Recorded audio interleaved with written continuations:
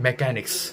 వీళ్ళ గురించి ఎంత చెప్పినా చాలా తక్కువే. ఎందుకంటే చాలా భయంకరమైన ఏదైనా జాబ్ ఉంది అంటే ఈ జాబే, మెకానిక్ జాబే. ఎంత భయంకరంగా వీళ్ళనైతే ట్రీట్ చేస్తారంటే అటు ఓనరు తిడతాడు, ఇటు కస్టమర్లు తిడతారు. బండి లేట్‌గా ఇస్తే ఎంత భయంకరంగా అంత భయంకరంగా తిడతారు. ఇంగా వచ్చే కస్టమర్లు ఒక్కొక్కడు ఒకలాగా వీళ్ళనైతే టార్చర్ చేస్తాడు.